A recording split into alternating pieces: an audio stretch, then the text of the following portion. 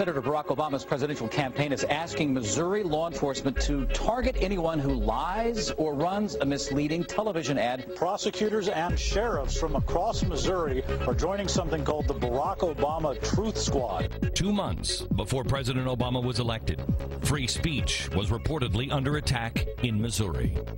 His campaign was accused of roping local prosecutors into threatening charges against anyone who spread lies against Obama or ran misleading TV ads about him.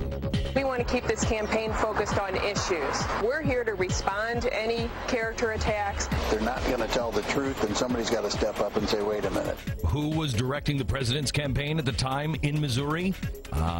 Buffy Wicks. You might remember her from this program. She now works in the White House as the Deputy Director of the Office of Public Engagement.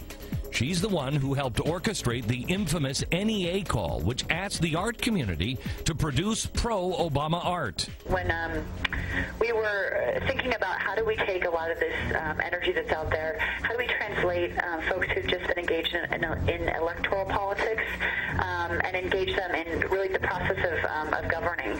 This is just the beginning.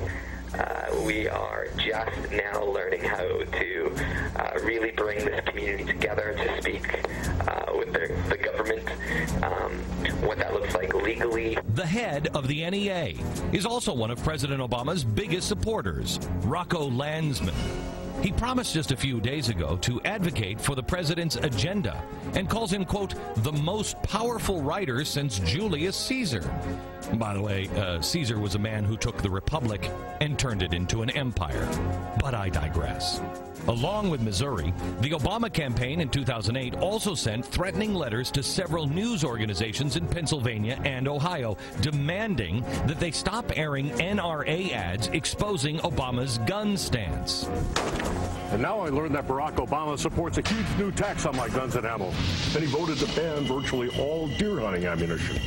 Where is this guy from? The letters were sent by the campaign's general counsel, Bob Bauer. They read, quote, you need not air this advertisement. You have a duty to protect the public from false, misleading, or deceptive advertising. We request you immediately cease airing this. Let's revisit that. The media has a duty to prevent an opposing argument from being heard? Well, let's ask ourselves this question.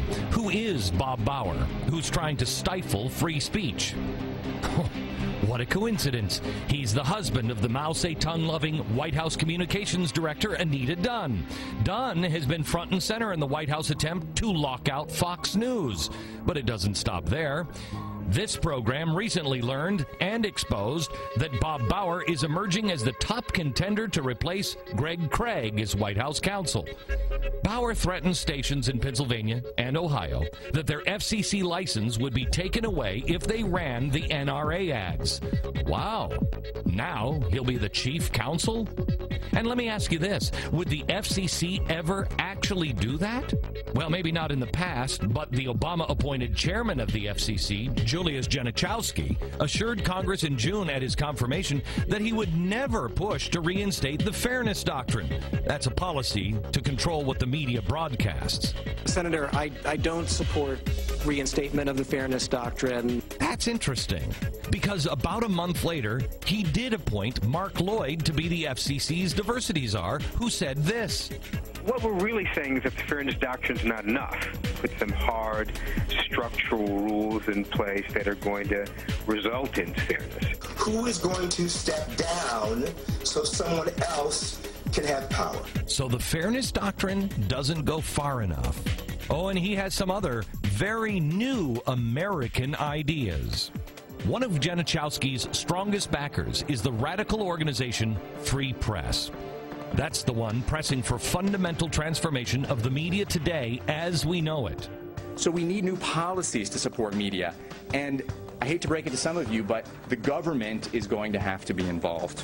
So what if instead we took a few thousand AmeriCorps jobs and gave them to news-gathering organizations?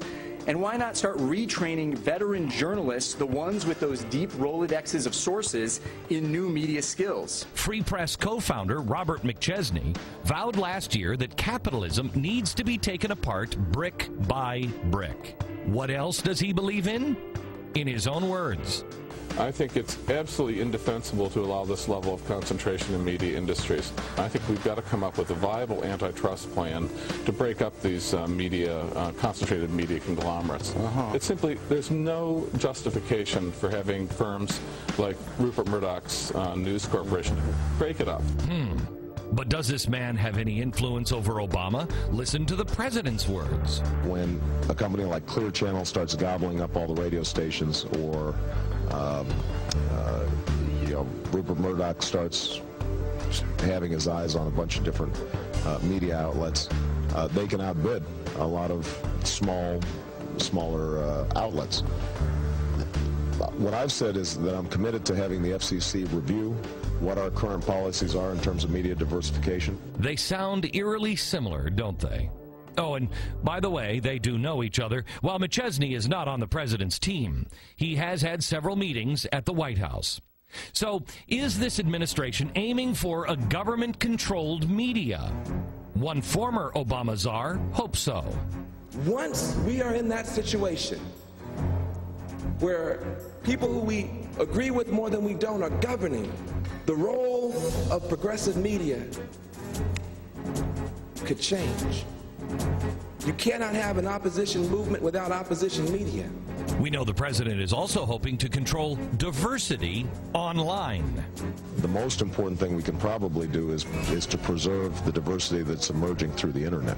Independent financial regulators are now even talking about policing social network sites like Facebook. You know, with all of our kids, they don't talk by phones, they talk through the internet, and they talk through Facebook. There are great problems from a regulatory standpoint now if that's being used as a sales tool, because there's not a good audit trail. So we got to get there. You're saying brokers are using Facebook to pitch financial products, and you need to look at that as a regulatory issue. Exactly. The president, along with his FCC chair and others, are big proponents of something called net neutrality, an effort to protect the voice of the working class that has never been heard clearer than right now. And that starts with an open internet.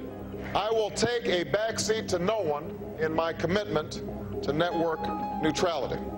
Who's for net neutrality? Only the little people, the global corporations like Google, Amazon, and Microsoft.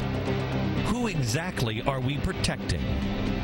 Then, media expert tells us Obama's proposal for an open internet is really a cover for giving progressive organizations and government entities access to the power of the internet, courtesy of the taxpayers. And then there's the fight to expand public broadcasting in an attempt to slowly silence the private media. Oh, they'll use an emergency like the economy or the collapsing newspapers. Newspapers, of course, have to be saved. So is the Obama administration trying to control our information? Part of what I want to do is to expand the diversity of voices in media, or have policies that encourage that. Is he trying to silence your right to free speech? There's a lot that the president can do using his executive authority without waiting for congressional action, and I think we'll see the president do that. This, America, is a question that only you can decide. You can wrap an old fish in a piece of paper called change. It's still going to stink.